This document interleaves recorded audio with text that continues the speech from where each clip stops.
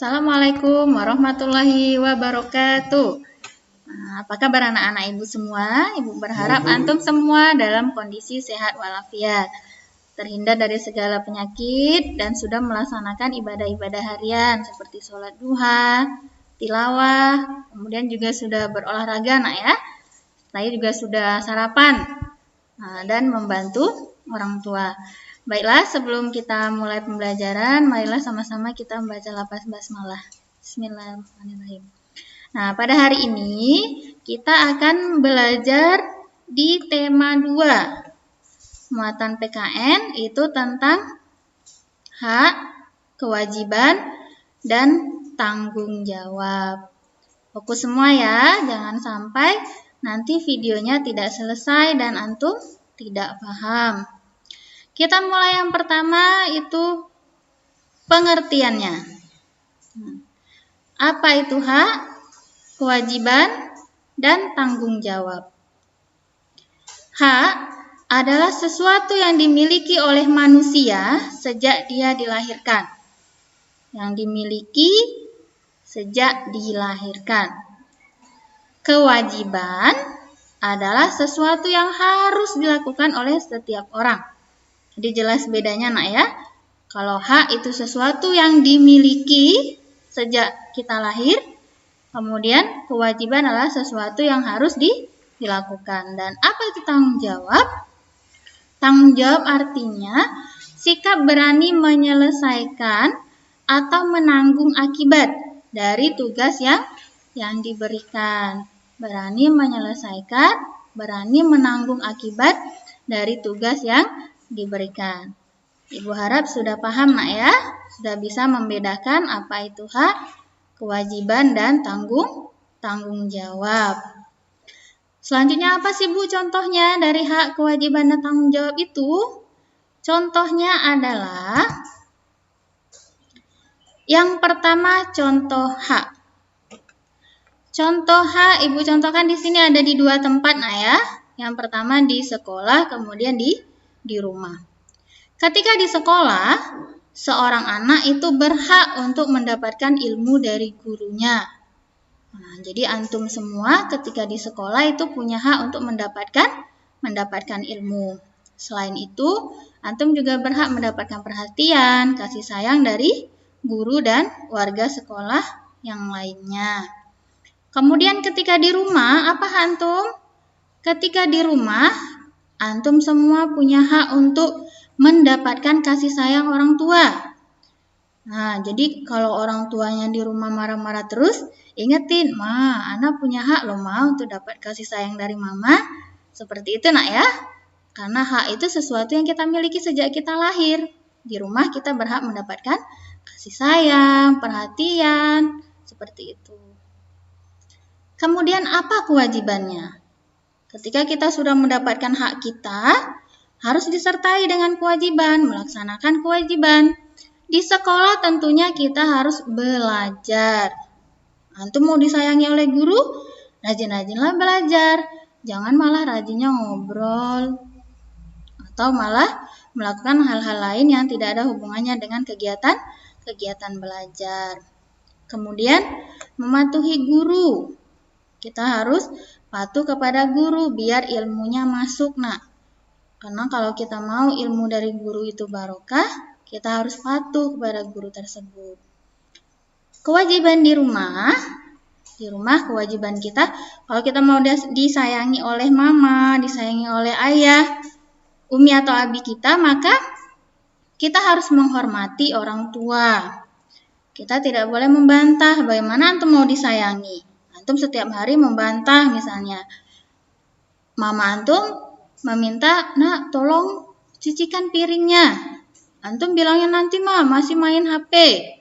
Itu antum tidak akan mendapatkan kasih sayang. Hak itu bisa didapatkan kalau kita melaksanakan kewajiban dengan baik. Kemudian yang kedua contohnya membantu pekerjaan rumah. Jadi kalau sudah lihat mamanya udah sibuk masak, mamanya udah nyapu, udah nyetrika, antum bantulah.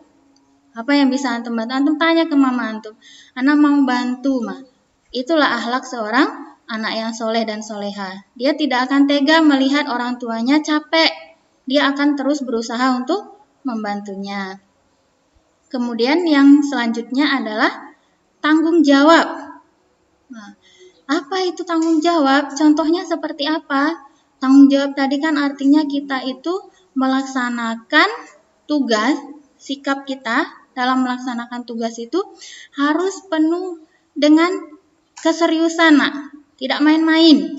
Nah, kita berusaha untuk menyelesaikan dan kita berani untuk menanggung akibat dari tugas tersebut. Contohnya di sekolah, kita menyelesaikan tugasnya tepat waktu. Sekarang kan kita sekolah online nih. Jadi antum ketika ibu tugaskan di hari Senin, maksimalkanlah nak. Jam 9 malam itu paling lambat antum sudah mengumpulkan. Jangan sampai besoknya. Karena kalau antum sampai besoknya, antum tidak akan bisa menyelesaikannya tepat waktu dan akhirnya antum akan mendapatkan masalah. Apa masalahnya? Nah, antum mempunyai tugas yang bertumpuk-tumpuk dan semakin banyak. Kemudian di rumah apa ya bentuk tanggung jawabnya? Di rumah kita membantu ibu membersihkan rumah itu sampai selesai. Misalnya nanti diminta oleh mama, nak tolong sapu rumah. Jangan antum sapu kamar antum saja, kemudian sampahnya antum letakkan di ruang tamu.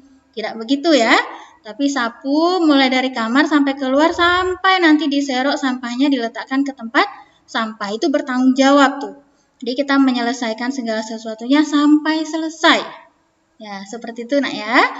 Nah, dari hak, kewajiban, dan tanggung jawab. Ibu berharap antum paham semua dan tidak ada lagi yang ragu-ragu atau kurang mengerti tentang hak, kewajiban, dan tanggung jawab. Jikapun nanti ada yang belum dipahami, antum boleh bertanya ke ustadz atau ibu guru wali kelasnya masing-masing ya. Seperti itu. Sebelum ibu tutup, ada sedikit tugas untuk antum semua. Tugasnya adalah yang pertama, di halaman 31 ada kegiatan Ayo Eksplorasi. Antum menjawab pertanyaan nomor 1 sampai 5. Sebelum menjawab, antum baca dulu teks yang ada di halaman sebelumnya. Jangan mengarang bebas ya, karena ini menjawab berdasarkan teks. Ini hubungannya dengan hak, kewajiban, dan tanggung jawab. Kemudian tugas yang kedua, itu ayo rumuskan. Ada di halaman 41. Ada nomor 1 dan 2. Ini mengisi tentang hak, kewajiban, dan tanggung jawab. Ingat ya anak-anak ibu, ketika mengerjakan tugas, pastikan baca soalnya dulu, baru dijawab. Supaya antara jawaban dan soal itu nyambung. Jangan sampai nanti menjawab duluan, tapi nggak tahu perintahnya itu disuruh apa. Dan ibu berharap betul, antum bertanggung jawab. Artinya apa? Antum yang menyelesaikan. Karena yang bertugas menyelesaikan tugas ini adalah anak-anak ibu semua, bukan ayah dan ibu. Apalagi ayah dan ibunya sudah sibuk. Jadi bentuk tanggung jawab antum sebagai pelajar, ibu berharap nanti tugas ini dikerjakan mandiri, artinya sendiri. Ya, nanti kalau tidak paham boleh bertanya ke gurunya. Orang tua hanya membantu mengirimkan tugasnya saja melalui HP. Itu nak ya. Nah, demikian untuk hari ini. Ibu berharap antum semua bisa mengerti dan paham pelajaran yang sudah ibu jelaskan. Kita tutup dengan lafaz hamdalah. Alhamdulillahirrahmanirrahim.